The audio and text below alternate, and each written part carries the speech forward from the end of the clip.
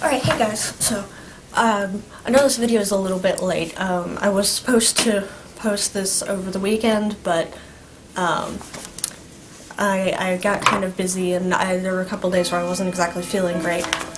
But I am here today to talk about, my long weekend in Vienna while I was on my study abroad trip. This was the same week as our trip to Rostock and Warnemünde and the day of the Germany-Brazil game. It was the same week. Ron, my new friend Colin, and I went to Vienna. We were supposed to go with Jessica as well, but she decided not to go. So it ended up just being the three of us going. And we left Thursday morning. We left the hotel at like 6 o'clock. Actually before 6, it was more like 5:30. We took a taxi with one of the professors who was also going somewhere for the long weekend. He was going somewhere in France. I can't remember where, but he was going somewhere in France for the long weekend. So the four of us decided to just get one taxi because we were all going to the airport around the same time, and it's just more convenient and it's cheaper that way. Took that taxi from the hotel to Berlin Tegel, but yeah, I wasn't exactly feeling great that morning. I had started to feel a little bit ill the day before, but it was mostly sneezing and like runny nose and things that I usually associate with my allergies, so I thought, oh, the foreign pollen and dust and everything is finally getting to me after about 2 weeks of being here. Because sometimes for me it takes a while before things like that actually start happening, but no, I was actually just getting sick, like everyone else on the trip. Like everybody on this trip, with the exception of like a few lucky people, got sick. Everyone. Professors, students, everyone. So I ended up spending most of the weekend in Vienna incredibly sick. But yeah, so we boarded the plane, and it was actually kind of nice. Our plane ended up being relatively empty, so I ended up getting an entire row of seats all to myself, which was kind of nice because I felt like I was dying because it was early and I'm not a morning person. I felt horrible. The whole plane ride, I just had my face glued to the window because that was focusing on everything outside was really the only way I could not feel as bad as I probably was.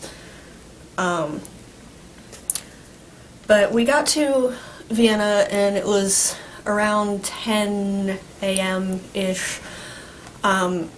So Braun ordered coffee in the airport, and Colin just wanted to go, and I kind of just wanted to curl up into a corner and just stay there. But so we left the airport from the train station in the airport after we bought 48-hour student passes, which I still have mine. So we left from there, and we couldn't check into our hotel till noon. Our hotel check-in time was around noon. So we went from there to the Museum of Military History in Vienna, which, oh my god, was freaking awesome. Like, even though I was sick and wanted nothing more than to crawl into a dark room and never leave it, I enjoyed it immensely there. We didn't exactly know where the exhibits started there, because they didn't really tell us, and it wasn't exactly laid out in the most obvious way, because it started on the second floor. Chronologically, it started on the second floor on the right, and that went down through the 7 Years' War and everything. and then the left side on the top floor was like Napoleonic era, like everything from like Napoleonic era towards the end of the 19th century. And then on the bottom floor where we started on the bottom right, which was the end of the 19th century through like World War I, which was actually really cool. They had, the first room of it was all like uniforms from the late 1800s, which was just it was really cool. It took us forever to get through that because there were so many, and also we spent forever looking at the hats. They had some really interesting hats. Then we got to the World War I exhibit, which was probably one of the most intense things I've ever seen. The whole first room of the World War I exhibit, quite naturally, is about the assassination of Franz Ferdinand, which it has like the couch he died on, the uniform he was wearing. It's still, you can still see like the blood stains and everything. It's kind of morbid, but incredibly impressive to be that close to that important of an object. But it also had, I believe it had the gun that he was shot with. I don't really remember because, again, it was kind of early and I was really not feeling well. And at this point, the medication that I had taken before we left Berlin was wearing off.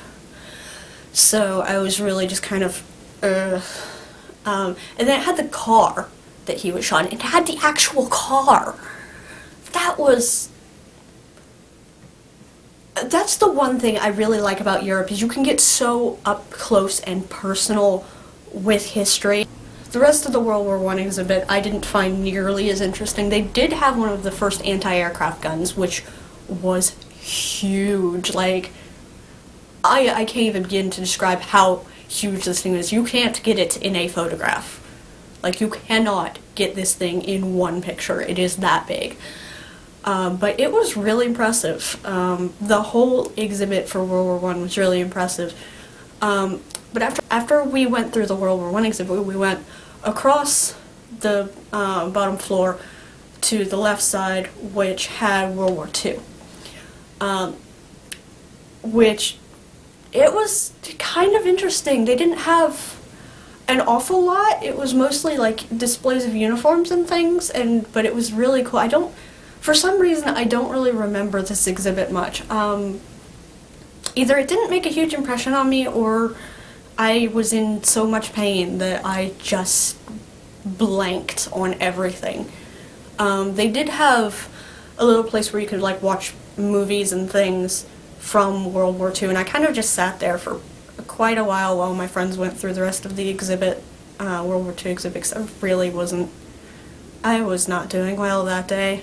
But we made it through there, and the end of that hallway actually had a lot of stuff about the Austrian Navy, which was really cool. Again, something I don't remember an awful lot of. I really think I was just not feeling well enough at that point to process anything. And then, like, because I don't remember going through that exhibit. Next thing I remember is the outdoor tank exhibit that we saw, which was really cool. It had like all kinds of tanks from, I think they were all from World War II. I could be mistaken because I don't really remember an awful lot from that day, at least that part of the day. But yeah, then we went back inside and went up to the second floor and went through all of the early history and whatnot, which I thought was kind of neat. It had all kinds of uniforms, and like, I just loved looking at all the different uniforms. Historical clothing just is kind of my thing, so just all the uniforms was awesome. But yeah, they had everything from like the 30 Years' War and that kind of stuff, and that was neat. And then I knew what was coming at the end of that hallway just because I knew what the timeline was with how it seemed to be going. And it was the 7 Years' War, and like it was the War of the Austrian Succession and the 7 Years' War, and it was all the stuff that I absolutely love. But from the side that I'm not used to seeing. I'm used to seeing and studying and knowing all of the stuff from the Prussian side. I've never gotten to see the Austrian side of things.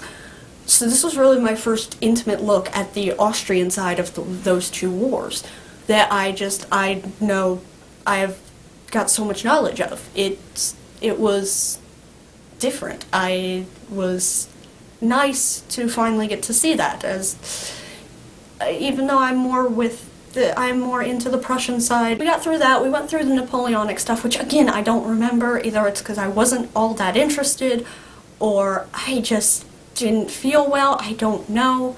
I kind of blanked on everything that wasn't the 7 Years' War stuff and that wasn't the first room of the World War II exhibit, because those two things just made a huge impression on me.